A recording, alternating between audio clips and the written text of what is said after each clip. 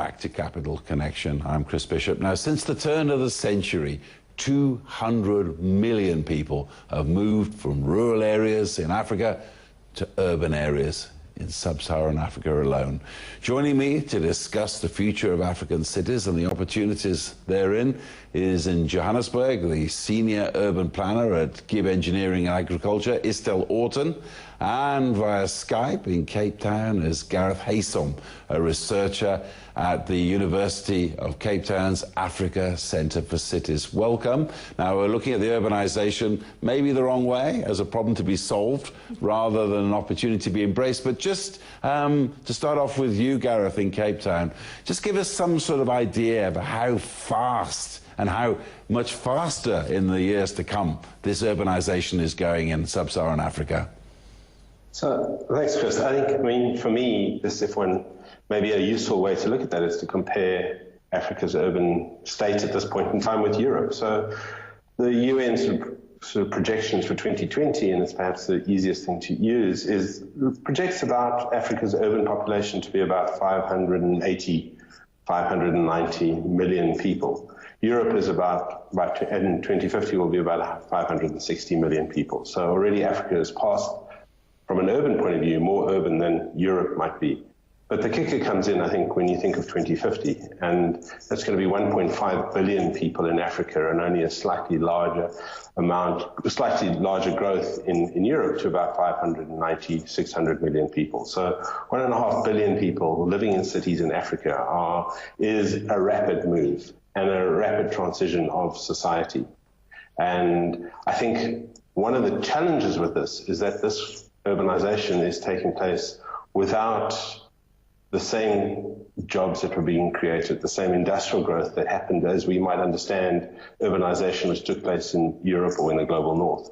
So people are moving to cities without that kind of opportunity of traditional industrial jobs. And that poses significant challenges for how infrastructure is funded and a number of other aspects. But I think maybe just the other thing to consider is when we talk of Africa's urbanization, we have to think of what types of urbanization is taking place. So whilst Africa in Africa at the moment, there are about 60 million people living in cities of more than 5 million, but there are 270 million people living in cities of less than 1 million. And so I think one of the things that the evidence shows, and UNDES's sort of demographic studies present the same evidence, is that Africa's urban growth is not going to necessarily happen in the Lagoses or the large primary cities. It's in these secondary cities of less than 1 million people where the most significant growth is going to take place. And those cities have less skilled governance, less engineers, less practitioners. Their ability to manage fiscal flows is perhaps a little bit more limited. And so that also presents some really interesting challenges. But I think it's those cities where the real opportunities lie for Africa's urban trajectory. Okay, well, we're going to bring you back to the studio here now. Istell Orton of GIBB Engineering and Architecture. Now, you travel the continent. You're on the ground there with these projects, which I want to talk about in a bit. But one of the big questions that you raise is that urbanization is not keeping pace with infrastructure. Infrastructure is falling far behind. That's correct. Is there money in the infrastructure as well as the housing? If we're talking about money in infrastructure, it is the government that must provide the infrastructure. And I think if we look at how our cities are growing, and if we just take in terms of what Gareth has said, the informal economy, for instance, is coming into play, and that 60% of the urban workforce is employed in the informal economy. Now that raises an issue for municipalities specifically, because those the informal economy don't have the income or the investment or even the revenue that's been generated in order to help municipalities to generate the revenue for the maintenance and the upkeep and even the provision of new services. So the onus is then on government to make provision in their budgets for the provision of infrastructure. The provision of infrastructure, I wouldn't say that that is the task of the private sector. The private sector need the infrastructure, government to provide the infrastructure so that they can do what they do best, and that is economic growth and development and the provision of jobs. And just very briefly, we're going to cross live to Lagos in a second, but you've just returned from Nigeria. That's correct. What kind of projects are you working on up there? We currently are part of a transactionary advisory to the Ministry for Airport Cities project. What we are doing is investigating the possibility of establishing an aerotropolis in Lagos and Abuja, and that is pretty much focused on providing that infrastructure and creating that investor-friendly environment around the airports, which can generate the income and public expenditure and private expenditure in the long run, so that you create that investor-friendly environment around the airports.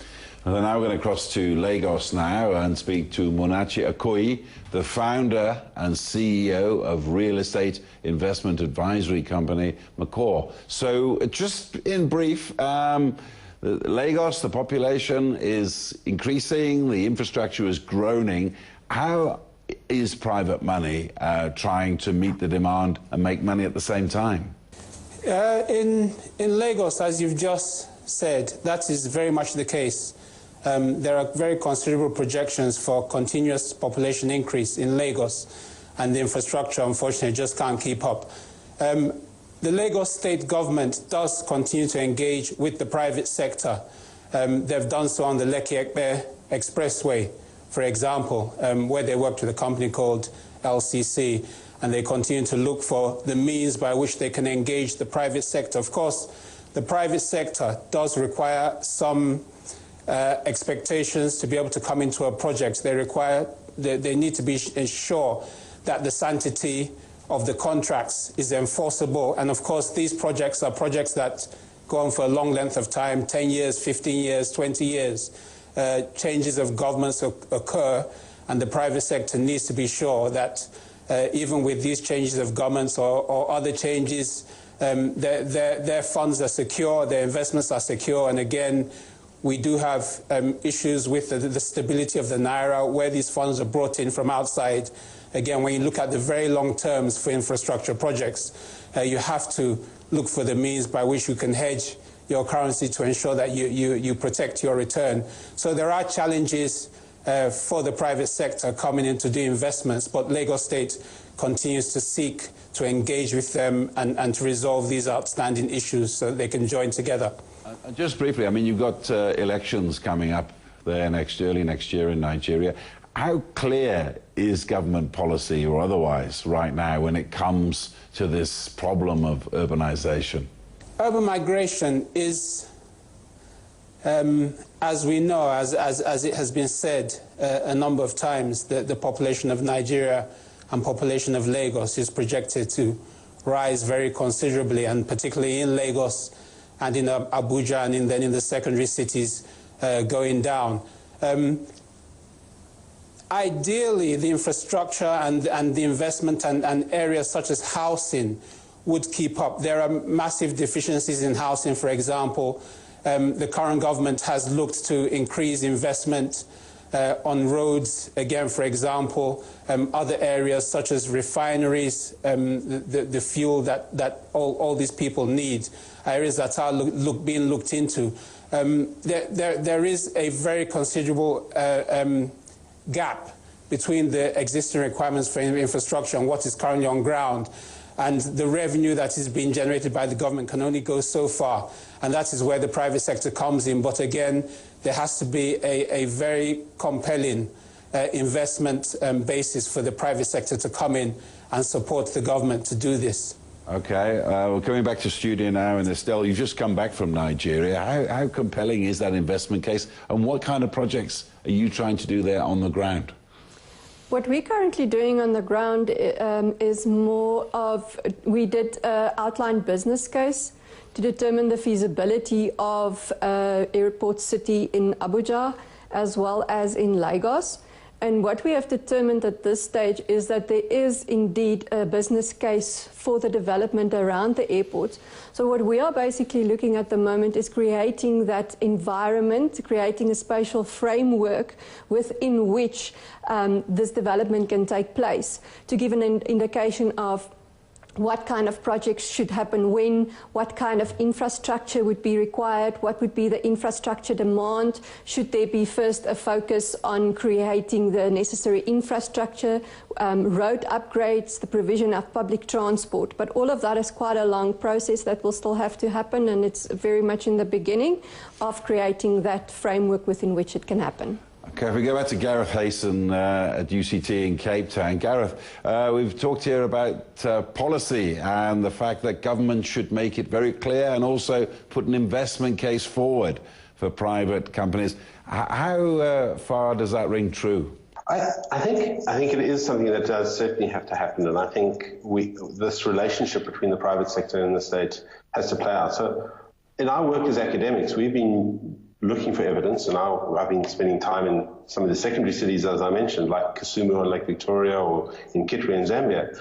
And in our process of research, it's been very active about trying to show city managers what the evidence base might be and work with them to try and identify solutions. We've got projects running in Ghana at the moment and also in Dar es Salaam around working with city governments, having groups of activists, academics, and city officials trying to kind of formulate the national urban plans, which is the sort of next 20-year trajectory coming out of the new urban agenda, and aligning that to Agenda 2063 and the sort of African Union vision of what Africa's future might look like. I think there is this real tension between trying to get policy in place that's secure and stable, and I think many African governments have been pulled in different directions, and there's a lot of shifts happening in the global arena at this point in time. But one of the imperatives that sit behind this is that the infrastructure that will be put into African cities in the next 20 years will be with Africa for the next 100 years. Different types of infrastructure. So the imperative is now, and this puts an inordinate pressure, I think, on African governments, but also the private sector, to find ways to work through what might at times appear to be intractable kind of differences and problems. Africa's future really depends on what we do in terms of infrastructure and how the policy enables that in the next 20 years. I'd say I'm going to come to all of you to sort of round up your comments. And also, we're almost in 2019. It's going to be a very challenging year for most economies across the continent. But when it comes to urbanization, if I go back to you in Lagos, what do you think is going to be happening next year? What are the prospects for next year when it comes to this business of urbanization and the private sector and government?